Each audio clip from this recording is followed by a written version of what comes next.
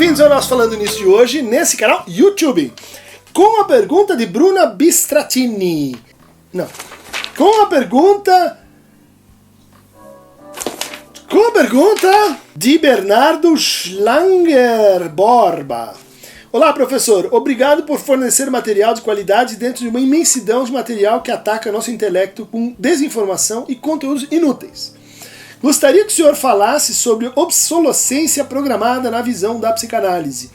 É uma pergunta bem diferente, né?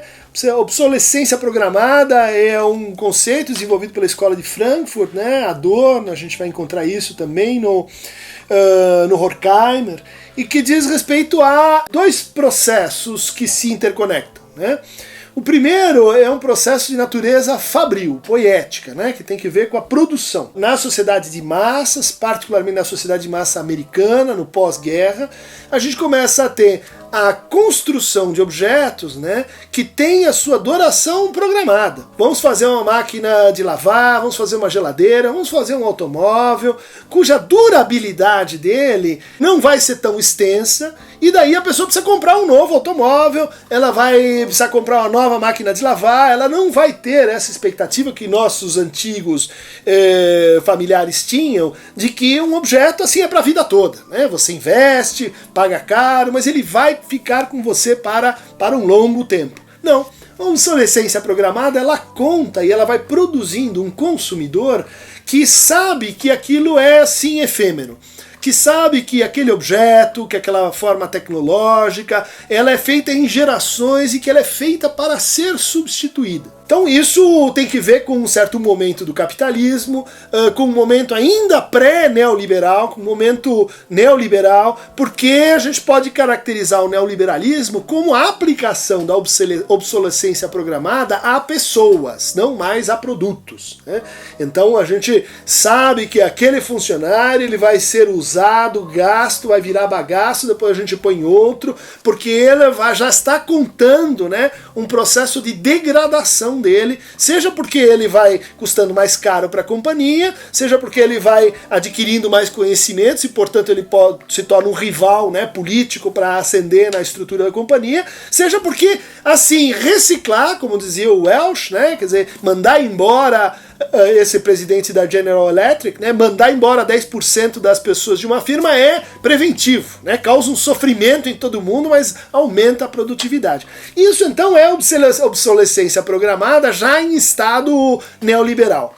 A obsolescência programada, voltando um pouco, né, clássica, ela está ligada então ao processo de organização da produção, mas ela também, no entender do Adorno e da Escola de Frankfurt, vai estar ligada à indústria do entretenimento, né? Vai estar ligada a uma mutação do lugar subjetivo, do lugar objetivo, da cultura, da arte para as nossas vidas, né?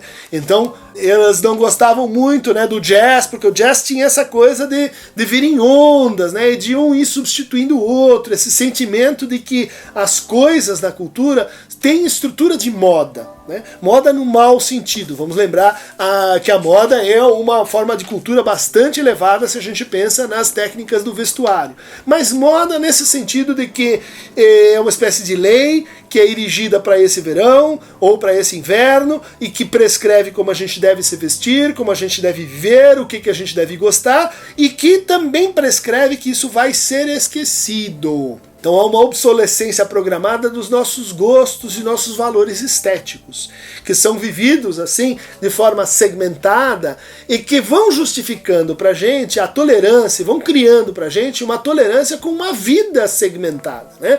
Uma vida em que a gente não consegue mais e não precisa mais fazer a história dos nossos amores, dos nossos gostos, das nossas predileções estéticas, que a gente prescinde, né? Esse fenômeno que o Adorno chamou de regressão fetichista da escuta, né? A gente embota a nossa escuta, a gente não, como você disse aqui, tem uma imensidão de material desinformativo, inútil, falso, né? De conteúdo tóxico, agora nesse momento, vamos dizer assim, com essa nova linguagem digital, e que tem que ver com essa ideia de que tudo, vamos dizer, no universo da cultura, está sujeito à soberania do consumo. Então, se você tem cliques, se você tem views, se você está conseguindo construir uma determinada imagem, né? E essa imagem ela é consumida suficientemente, aquilo adquire valor, né? Então a cultura do entretenimento tem que ver com a importação de regras que em tese seriam um pouco estranhas à cultura para o interior da cultura.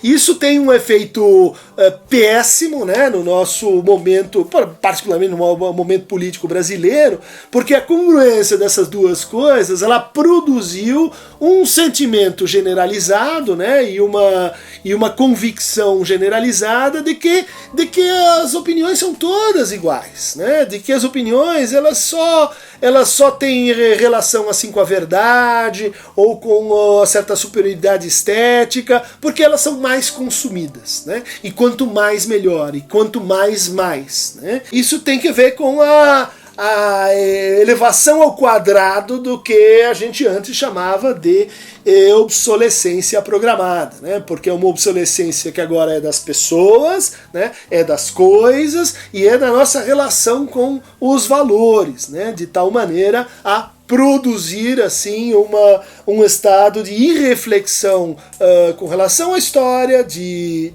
pouco cultivo em relação a escuta, a apreciação mais vertical, né, dos autores, das ideias. Isso tem que ver com a degradação do debate, né, da conversa, da troca de oposições e de ideias contrárias, né? Ou seja, tem que ver com afastar o valor produtivo da contradição. Não tem mais contradição. Basta que a gente tenha, então, os números e essa estrutura de ciclagem, né, de substituição sem memória na nossa relação com os conteúdos culturais, com as ideias científicas, com as ideias morais, que isso, assim, seria suficiente para organizar o nosso laço social. Eu penso que não. Eu penso que esse conceito ele é muito interessante para a gente pensar a barbárie que de repente tomou conta de nós.